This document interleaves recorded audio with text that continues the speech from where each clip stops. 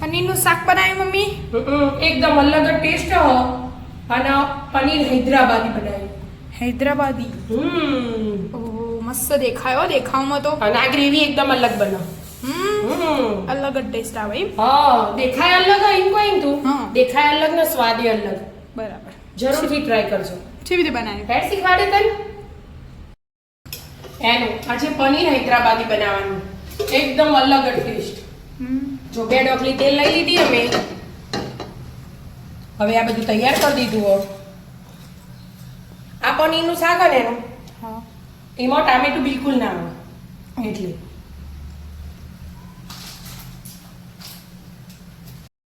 થયું ગરમ? ગરમ થાય તેલ તરત એમાં મોટા પનીરના ટુકડા એડ કરી દેવાના. આપણે પનીર ભાવતું હોય ને એ પ્રમાણે લેવાનું. વધારે ભાવતું હોય તો વધારે લેવાનું, ઓછું ભાવતું હોય તો ઓછું લેવાનું. આવી રીતે બધા તેલમાં મૂકી દેવાના ફ્રાય થવા માટે.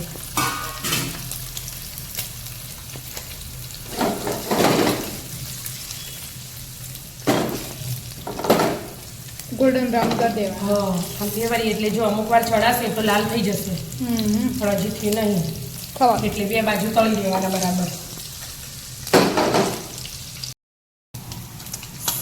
શેકાઈ ગયું જો પનીર. હવે લઈ લેવાનું. એ જ વધારે થઈ ગયું. વાંધો નહીં. એક બાજુ ઓછું રાખ્યું. વાંધો નહીં. નહીંતર આમાં આવું જ કરવાનું. હા ને એવું બનાવું. બરાબર. હવે આના તેલમાં આપણે જીરું એડ કરી દઈશું. તેલ ગરમ જ છે ગેસ ધીમો. થોડી હિંગ એડ કરી દીધી.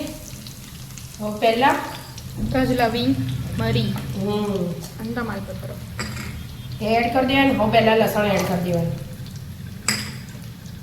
લસણ હવે ગેસ ફૂલ કરવાનું. થોડુંક લાલ જેવું થાય ને એટલે એની ફ્લેવર મસ્ત આવે.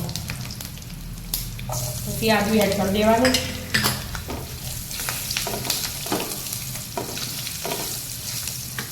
લીલા મરચાં લીધા 2 એ એડ કરી દેવાના.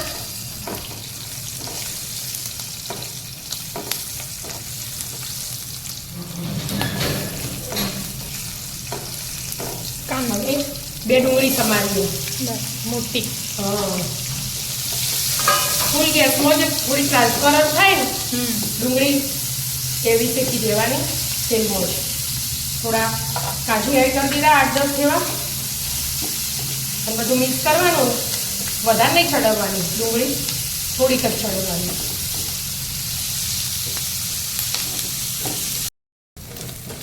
ચડી ગઈ? હવે ગેસ બંધ કરી દીધો. બસ આટલી છડવવાની.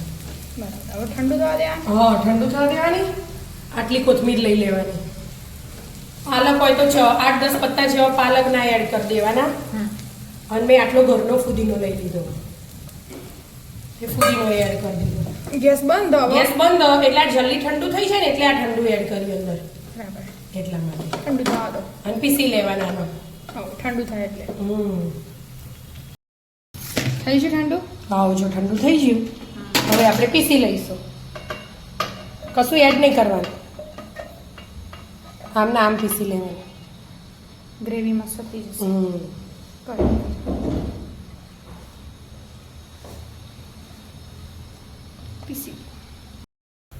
પીસી કાઢી તું? હો બેટા, અંદર થોડું ઠંડુ પાણી એડ કરી દીધું.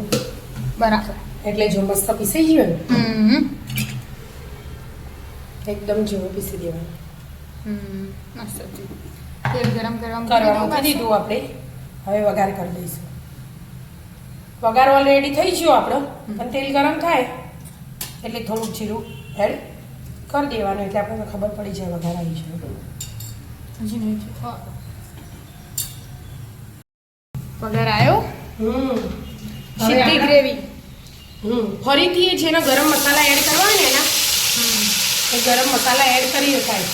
તજ, લવિંગ, એલાયચી એવું બધું વઘારમાં નખાય. પણ આપણે પહેલાં નાખ્યું ને એટલે આ વખત મેં નહીં નાખ્યું. એ બધું પીસાઈને આવ્યું એટલે એની ફ્લેવર આવી જાય એકદમ. અને એક નાનો કપ આવે ને એટલું પાણી એડ કર્યું હતું મેં જગમાં. બરાબર. અને હવે બીજું પાણી આપણે આ ઘડીવાર ચડવા દઈશું ઢોકીને. ગ્રેવીને એકલી ગ્રેવીને એકલીને પછી મસાલા ને બધું કરી ચડવા. ચડી રહી હશે ગ્રેવી. હાલ તરત ના ચડી જાય બેટા. એટલે પણ થોડું છે હા જો આ તેલ છૂટવા માંડી ને, હવે આપણે એમાં પાણી એડ કરશું. પાણી ગરમ કરીને એડ કરવાનું એટલે ફટાફટ થઈ જાય. એટલે આ જગમાં એડ કરી દેવાનું. એટલે બધું આવી જશે હમ. Gravy.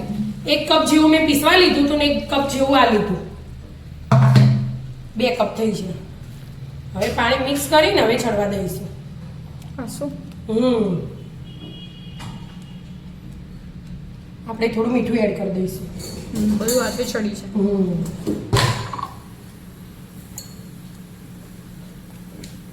સ્વાદ અનુસાર મીઠું. મીઠું હવે ટોપી ચડવાનું. આ ચડો એટલે આપણો આપણે જો દહીં લઈ લીધું એક નાની વાટકી અને મસ્ત ફેટી લીધું. એમાં આપણે કરી હા ફેટી લે એટલે સ્મૂથ થઈ જાય. એમાં આપણે મસાલા કરીશું. હા રેગ્યુલર. હા રેગ્યુલર મરચું એડ કરી દેવાનું. આપણે તીખું ખાવું હોય એ પ્રમાણે. એમાં હળદર એડ કરી દેવાની, ધાણા જીરું એડ કરી દેવાનું, થોડું શેકેલા જીરાનો પાવડર એડ કરી દેવાનો, થોડોક મરી પાવડર એડ કરી દેવાનો અને ગરમ મસાલો એડ કરી દેવાનો. આપણે મીઠું તો એડ કરી દીધું અને આ બધું દહીંમાં એડ કરી દીધું. મિક્સ કરો બરાબર. થઈ ગયું મિક્સ. હા મિક્સ થઈ ગયું. 5-7 મિનિટ જેવું થયું ગ્રેવીને છડતો છડતો આપણે એને મિક્સ હલાવી લઈશું. જો હવે તૈયારી જ છે ને. હા પાછો કલર ચેન્જ થયો ને થોડીક ચડી એટલે હવે આપણે એમાં આ દહીં એડ કરી દઈશું. અને ગેસ એકદમ ધીમો રાખવાનો. દહીં નાખીએ ને એટલે ફાટી ના જાય. અને દહીં એકદમ મોળું લેવાનું, ઘરનું તાજું જ, એટલે શાક ખાટું ના થાય. દહીં મિક્સ કરીએ આપણે. હવે પનીર એડ કરી દઈશું. આ પનીરના ટુકડા તળેલા જ છે ને એટલે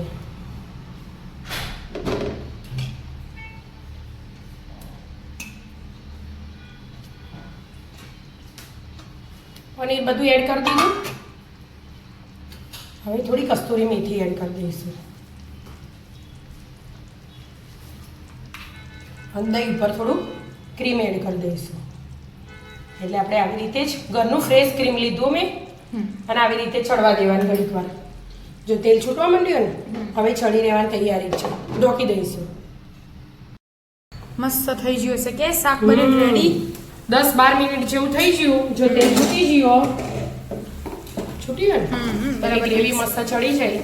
અને જો શાક આટલું ઢીલું રાખવાનું એટલે ખાવાની મજા મજા આવે. આવે. ગ્રેવી હોય એટલે એડ થાય. એમાં આપણે ફરીથી ક્રીમ એડ કરવી હોય ને તો એ થાય. અને લીલા ધાણા એડ કરી દઈએ. બીજું એક્સ્ટ્રા વઘાર કરવો હોય ને બટરમાં તો કરી દઉં હું. ના પણ નહીં કરું. આવું જ મસ્ત લાગશે. આવું મસ્ત લાગશે. નહીંતર બટર લઈ લેવાનું અને અંદર કાશ્મીરી મરચું એડ કરી દેવાનું અને ઉપર એડ કરી દેવાનું. ના પણ આજે એટલે કલર મસ્ત આવે એમ. લીલો કલર મસ્ત લાગે. હા તો ના કરવું કોઈ નહીં. મસ્ત લાગશે આવું જ. તો આવી જાઓ મિત્રો, મસ્ત મજાનું એકદમ અલગ જ રીતે પનીર હૈદરાબાદી. હૈદરાબાદી પનીર ખાવા માટે મસ્ત બન્યું આપણા મમ્મી. મિત્રો અમારા વિડીયો ગમતા હોય તો લાઈક શેર અને સબસ્ક્રાઇબ કરજો. રાધે રાધે.